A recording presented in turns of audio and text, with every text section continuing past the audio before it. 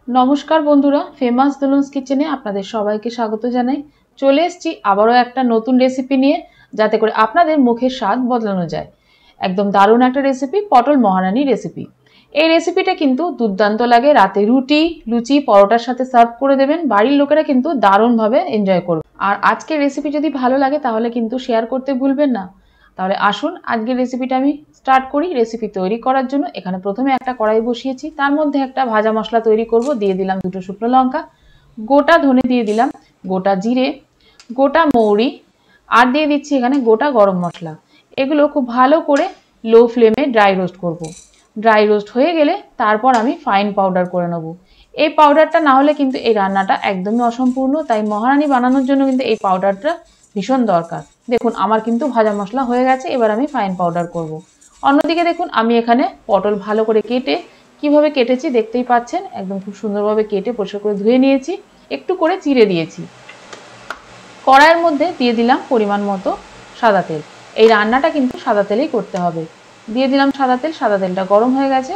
এখন দিয়ে দিলাম আমি পটলগুলো দেওয়ার পর এর মধ্যে সামান্য নুন দিয়ে দেবো। নুন দেওয়ার পর ভালো করে ভেজে নেব। হলুদ কিন্তু ব্যবহার করবেন না, তাহলে কিন্তু কালো হয়ে যাবে পটলগুলো, এবং পটল ভাজার পর তেলটাও কালো হবে। আর একটা জিনিস বলে দিই আপনাদেরকে, পটল ভাজার সময় চেষ্টা করবেন কম তেল ব্যবহার করতে। এখন ঢাকা দিয়ে কিন্তু আমি রান্নাটা করছি, মানে ভাজাটা করছি। এইভাবে ভাজলে পটলটা খুব সফট হয় আর ভাজাটাও খুব সুন্দর হয়। দেখুন আবারও উল্টে পাল্টে দিচ্ছি, আবারও আমি এভাবেই কিন্তু ভেজে নেব ঢেকে ঢেকে। তাই তেল অল্প দিয়ে আপনারা এই পটল যখনই ভাজবেন সেটা করবেন, না হলে কিন্তু তেলটা কালো হয়ে যাবে বা পুড়ে যাবে। তখন কিন্তু রান্না করার সময় সেই রান্নার টেক্সচার এবং কালারটা একটু অন্যরকম আসবে। সেই জন্যই বললাম অল্প তেলে চেষ্টা করবেন পটলটা ভেজে নেওয়া।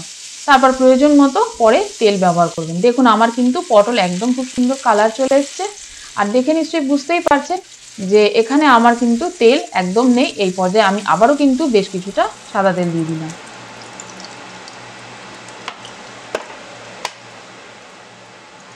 তেল আমার গরম হয়ে গেছে, দিয়ে দিলাম পেঁয়াজ বাটা। পেঁয়াজ বাটাটা দেওয়ার পর পেঁয়াজটা ভালো করে ভেজে নিচ্ছি। এখন পেঁয়াজটা বেশ ভাজা ভাজা হয়ে গেছে, দিয়ে দিলাম আদা রসুনের পেস্ট।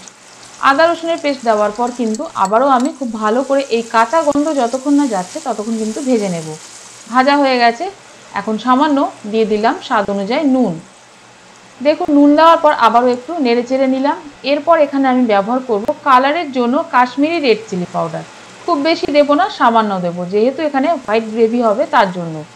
এতে কিন্তু কালারটা খুব সুন্দর হয়।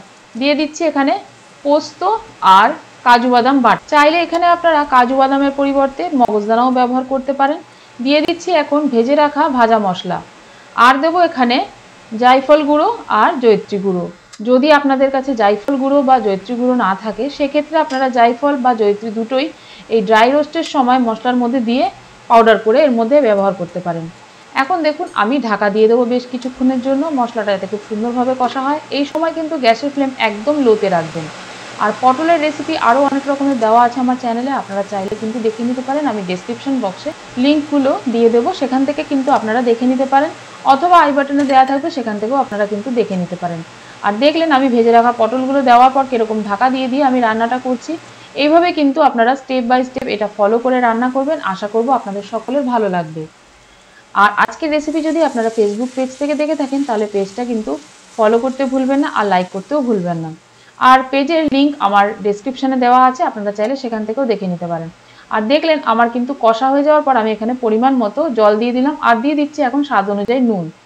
নুন দেওয়ার পর আবারও আমি ঢাকা দিয়ে দিচ্ছি। ঢাকা দিয়ে দিয়ে রান্নাটা করলে পটলটা খুব সুন্দরভাবে সেদ্ধ হবে এবং গ্রেভিটার টেস্ট আরও দুর্দান্ত হবে।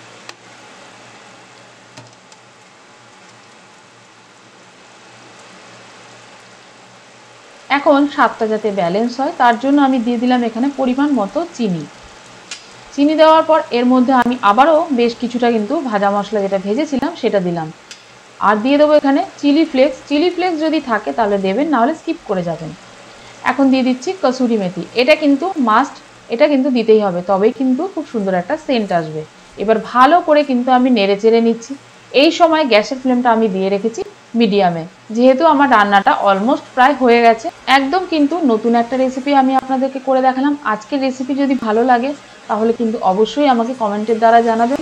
আর একবার হলেও বাড়িতে তৈরি করে দেখবেন, আশা করব আপনাদের সকলের ভালো লাগবে।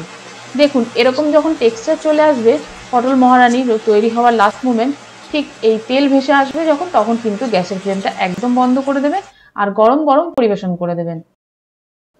আজকের রেসিপি ভালো লাগলে লাইক ও সাবস্ক্রাইব করার জন্য অনুরোধ রইল। সঙ্গে থাকা বেল বাটনটা প্রেস করে দেবেন, তাহলে যখনই আমি নতুন কোনো রেসিপি আপলোড দেব সবার প্রথম আপনার কাছে নোটিফিকেশন চলে যাবে। আবারও আমি চলে আসবো আপনাদের জন্য একটা নতুন রেসিপি নিয়ে। আজকের মতো এই পর্যন্তই, ধন্যবাদ।